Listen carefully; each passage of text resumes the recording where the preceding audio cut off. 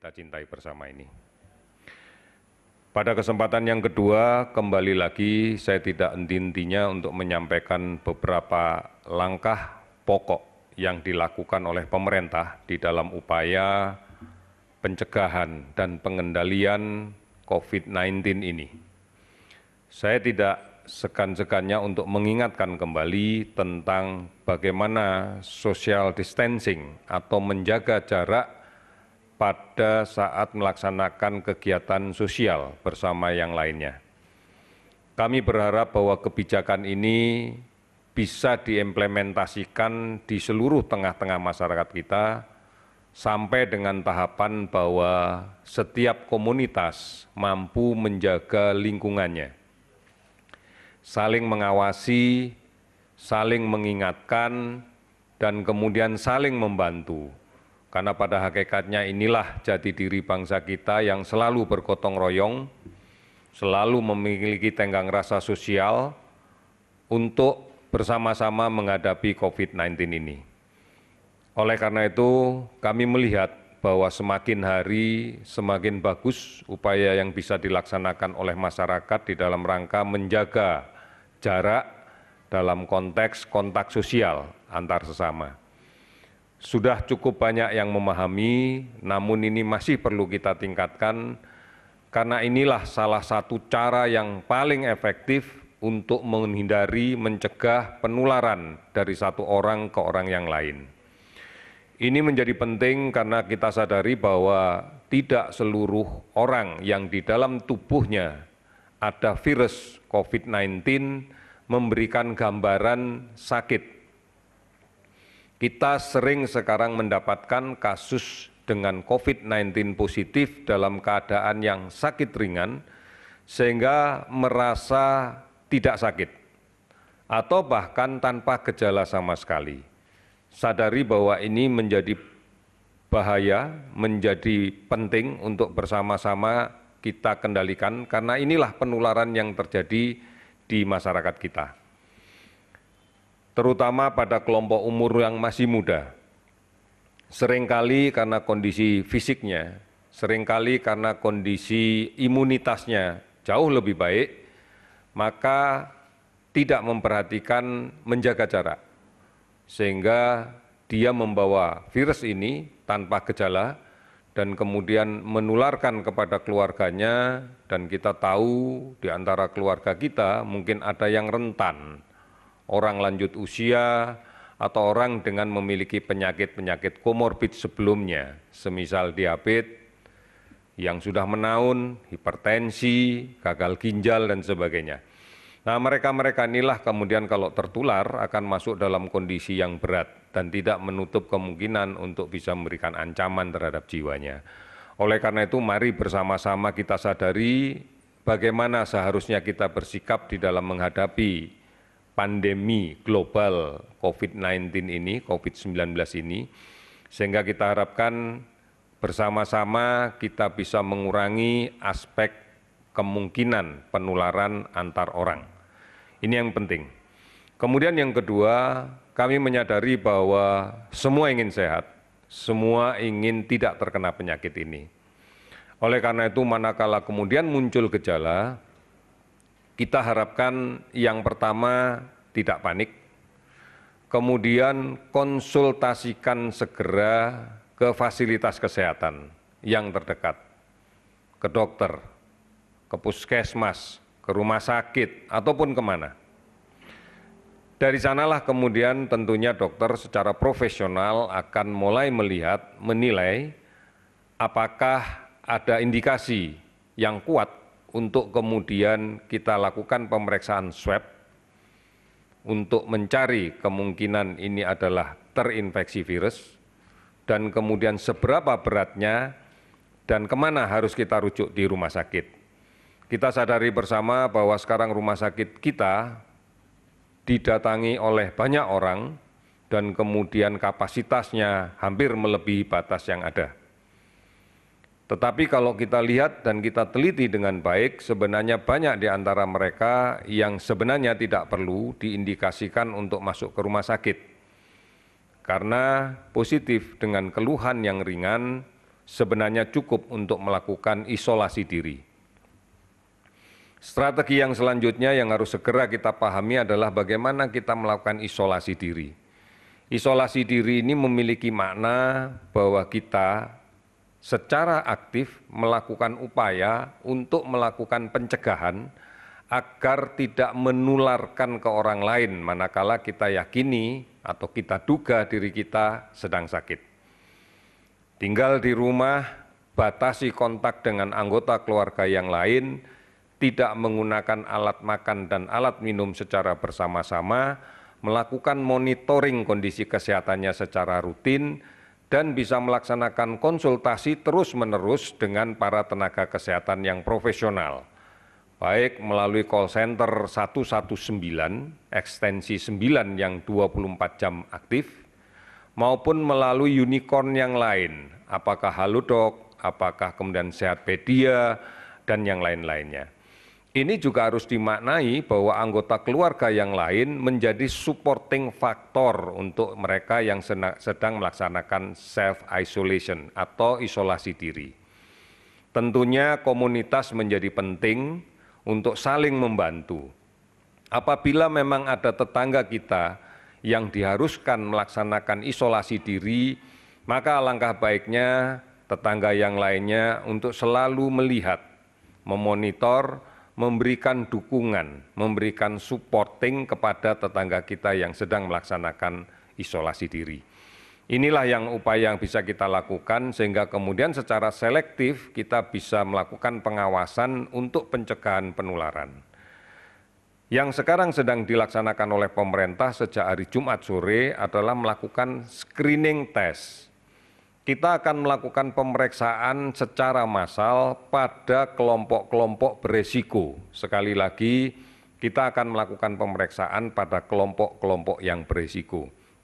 Sebagai contoh, manakala ada kasus positif yang dirawat di rumah sakit, maka kita akan melakukan penelusuran terhadap keluarganya.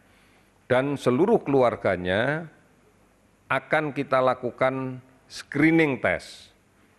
Manakala kemudian dia juga memiliki aktivitas di luar keluarganya, misalnya bekerja di kantor, maka rekan kerja di kantor pun yang memiliki peluang kontak dekat akan seluruhnya kita tes.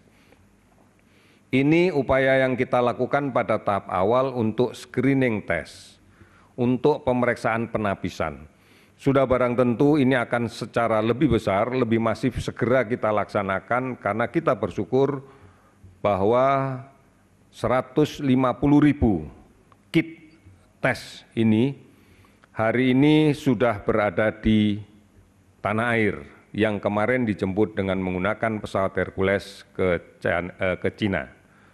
Posisi terakhir yang kami terima adalah bahwa pesawat sedang transit di Natuna untuk kemudian tidak berapa lama lagi akan melanjutkan perjalanan menuju Jakarta.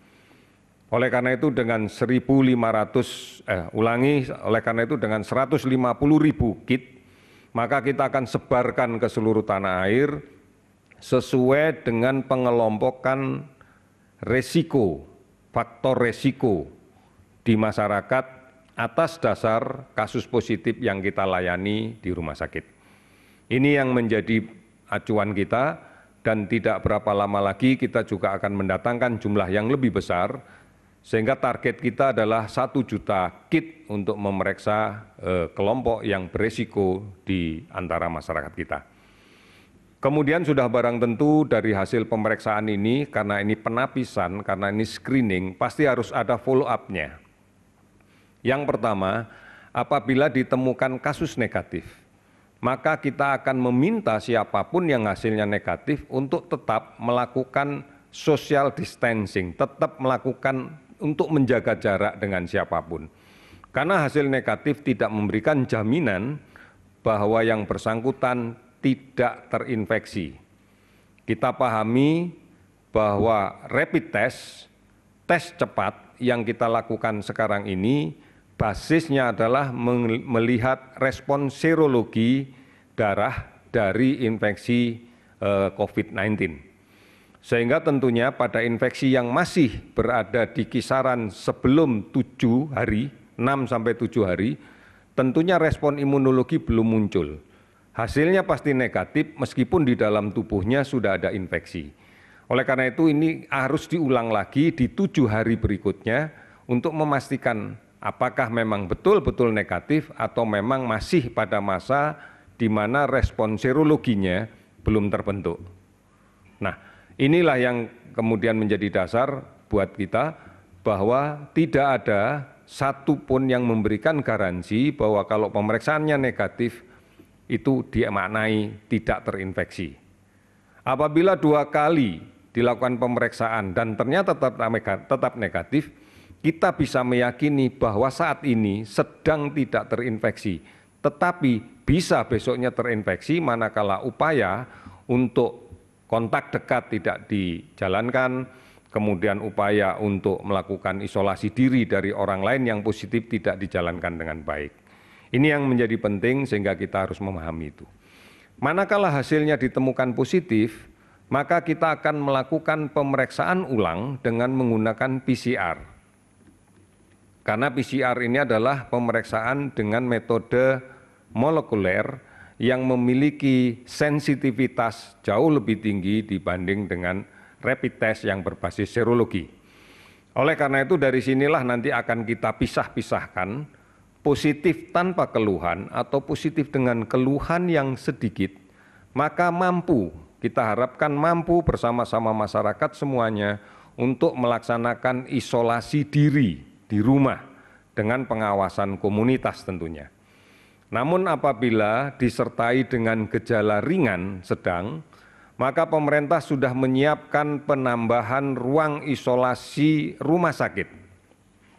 Beberapa saat yang lalu kita sudah mendengar bersama-sama bahwa ada satu hotel oleh pihak swasta yang didedikasikan untuk isolasi rumah sakit di dalam jumlah yang besar. Bahkan sekarang Wisma Atlet sedang dalam proses untuk kita kejar segera siap. Harapannya hari Senin besok juga sudah bisa dioperasionalkan.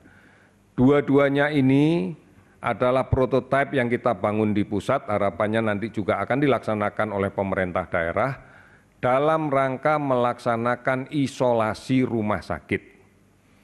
Sehingga hanya untuk kasus-kasus sedang berat dengan komplikasi yang berat, ini sajalah yang kita kirim ke rumah sakit yang memiliki ruang isolasi tekanan negatif dengan peralatan yang canggih.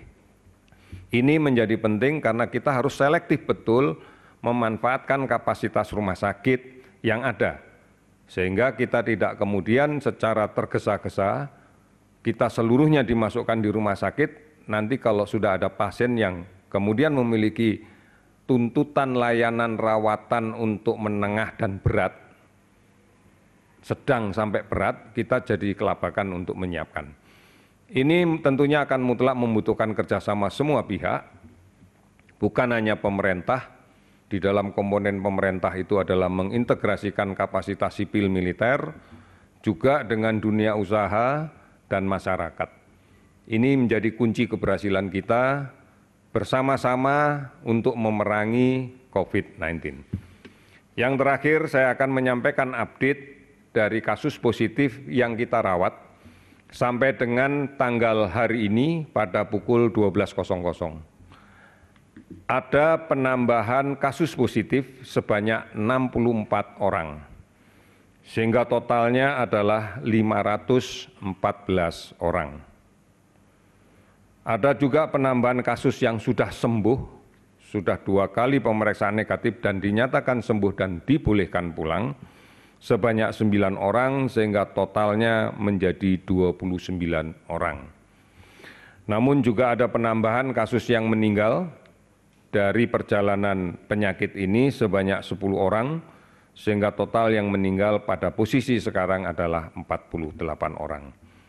Distribusinya bisa dilihat di dalam tabel, dan data ini sudah kami berikan kepada Kepala Dinas Kesehatan Provinsi untuk kemudian dilanjutkan ke rumah sakit bagi kepentingan layanan rawatan rumah sakit, dan kemudian diberikan kepada dinas dalam kepentingan untuk melaksanakan kontak tracing. Sudah barang tentu informasi ini juga sudah dilaporkan oleh kepala dinas masing-masing kepada kepala daerah masing-masing. Ini yang kemudian harus kita bangun sekali lagi bahwa social distancing, menjaga jarak itu harus kita laksanakan dengan basis komunitas saat ini.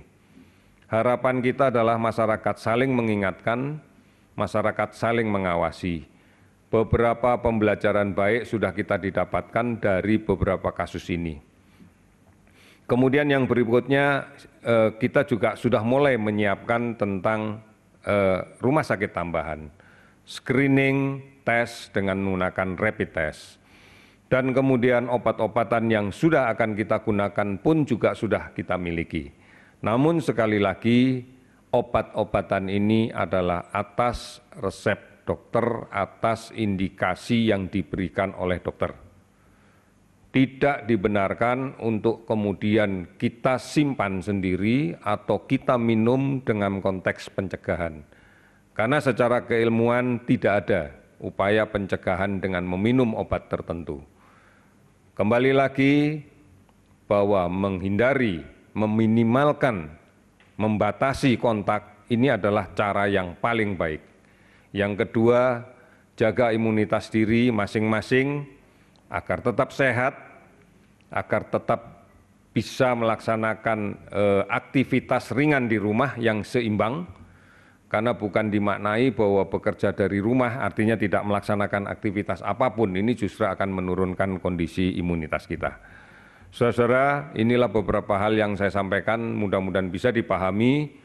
Pemerintah secara serius, secara bersungguh-sungguh mengerahkan semua kapasitas yang dimiliki untuk menjaga agar yang sehat tetap sehat, tidak tertular, dan yang sakit segera bisa kita amankan untuk tidak menularkan kepada orang lain, dan kita berikan layanan yang terbaik agar segera sehat kembali dan kita bersama-sama akan menuju ke masa depan yang lebih baik.